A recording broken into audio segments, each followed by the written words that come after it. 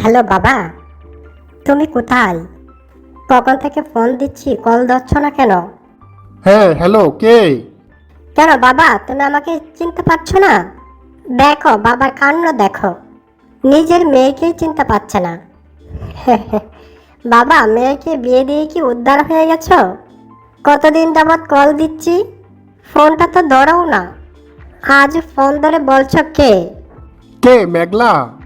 হ্যাঁ মা, আমি চিনতে পারছি না, তবে এখন চিনতে পারছি। যাই হোক বাবা, তাও তো চিনতে পারছেন। মেয়েকে বিয়ে দিলেই কি সব কাজ শেষ হয়ে যা? কত কষ্টের মধ্যে আছি তুমি জানো না? কি বলিস তুই? কি কষ্টের মধ্যে আছস? তোকে তো ভালো জায়গাতেই বিয়ে দিয়েছি। তোদের তো সয় সম্পত্তির কোনো অভাব নেই।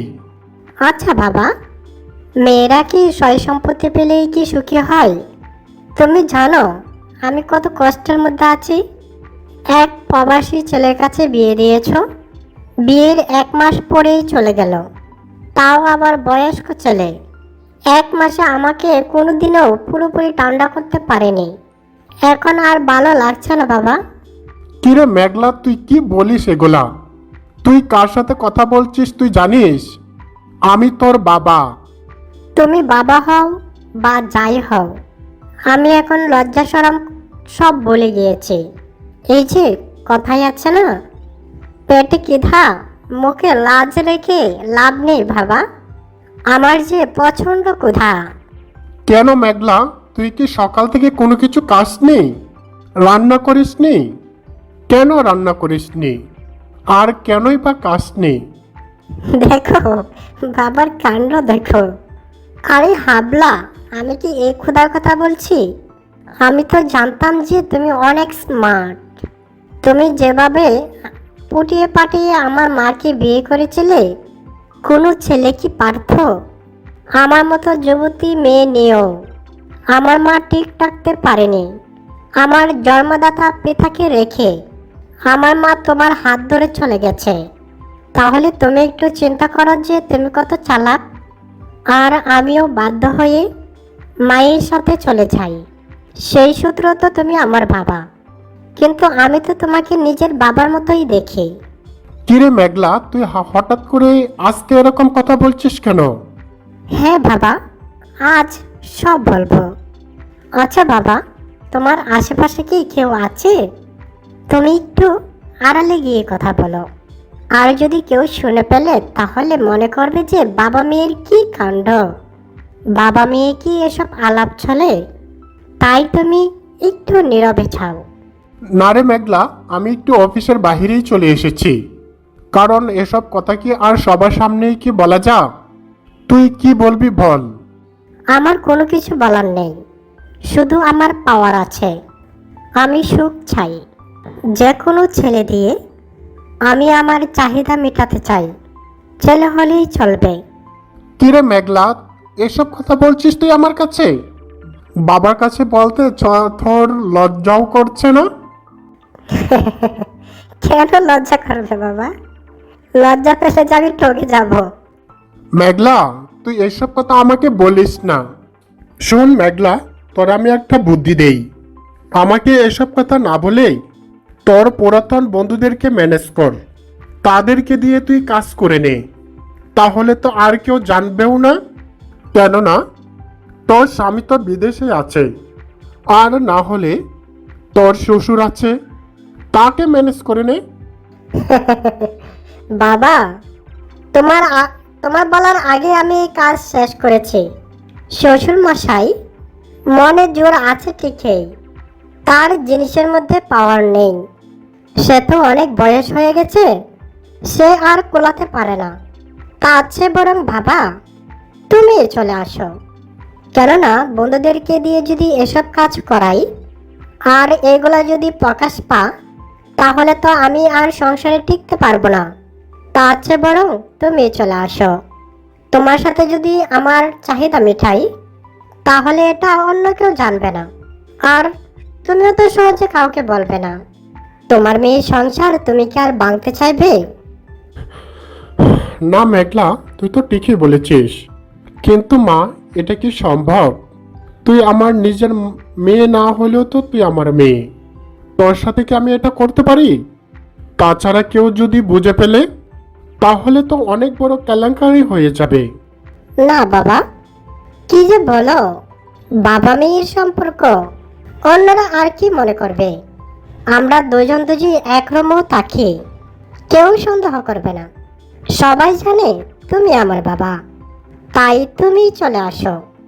আর তোমাকে আমার অনেক ভালো লাগে, কিন্তু আমি তোমাকে বলতে পারিনি।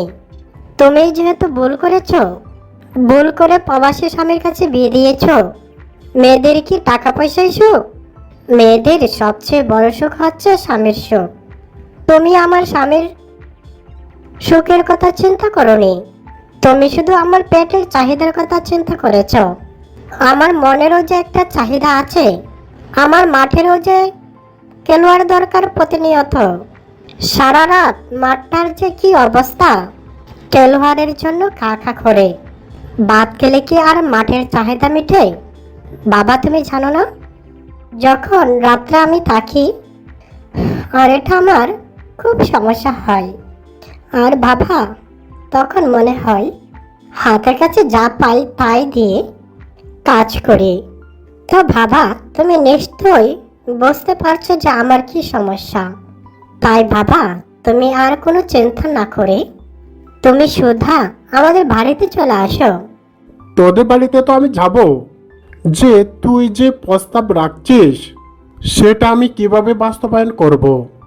আমি তো সেই টেনশনে পড়ে গেছি, তোর সাথে আমি কিভাবে এই কাজটি করি। কিন্তু তুই যেভাবে চাইছিস, তোকে না দিয়েও তো আমি আর ঠিক থাকতে পারছি না। আর তুইও তো জানিস তোর মাও আমাকে দিতে দিতে একদম দুর্বল হয়ে গেছে, আর এখন আর একদম দিতেই চাই না। তো ফোনে তোর কথা শুনে অলরেডি আমার প্যান্ট চিরে বের হতে চাইছে। বাবা তাই নাকি? তাহলে তো আমি ঠিক জায়গায় ধরেছি।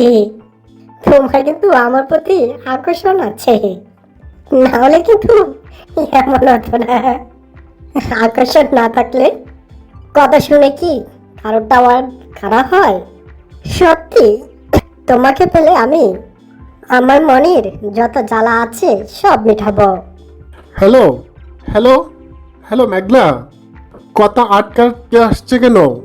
নেটওয়ার্কে ডিস্টার্ব করতেছে। তুমি একটু রুম থেকে বের হও, কথা ক্লিয়ার বোঝা যাচ্ছে না। হ্যাঁ বাবা, আমি তো তোমার কথা স্পষ্ট বুঝতে পারছি। আসলে আমার এখানে একটু গ্রামীণ টাওয়ারের সমস্যা। তুমি আমার বাংলা লিঙ্ক নাম্বারে কল দাও। আমাদের এখানে বাংলা লিঙ্ক টাওয়ারের নেট অনেক ভালো। না রে মা, আমার বাংলা লিঙ্ক সিমে টাকা নেই, টাকা ভরে কল দিতে হবে। তো বাবা আমি আর বেশি কিছু বলতে চাই না। তুমি আগামীকালকে সকালে চলে আসবে কেমন? সারাদিন তোমাকে ইচ্ছা মতো খাওয়াবো। গরুর গোস্ত, দুধ, কলা, আপেল, মালটা, আঙ্গুর, ডিম, ডাব, নারকেল, পেঁপে, যা লাগে সব খাওয়াবো। তোমাকে খাইয়ে তোমার জিনিসটাকে একদম সোজা করে নেব, যাতে করে তুমি সারা রাত আমাকে সুখ দিতে পারো। না রে মেঘলা, এত কিছু খাওয়াতে হবে না। এমনিতেই তো আমার এটা সব সময় 90 ডিগ্রি দাঁড়িয়ে থাকে, পালানোর মতো জায়গা পাই না। তোর মাঠটা যদি পাই, আরামসে সুন্দর করে একটু খেলতে পারবো। তুই যদি এটুকুই সাপোর্ট করিস, এটাই যথেষ্ট। আর আরেকটা জিনিস জানিস তো মেঘলা, আমি কিন্তু বুকের দুধ খেতে বেশি ভালোবাসি, গরুর দুধ বেশি পছন্দ করি না। তাই তুই যদি পারিস, তাহলে তুই আমাকে এটা একটু মন ভরে দিস, তাহলে আমি অনেক খুশি হব। আরে বাবা কি যে বলো, এটার জন্য তো আমি অনেক অপেক্ষায় আছি।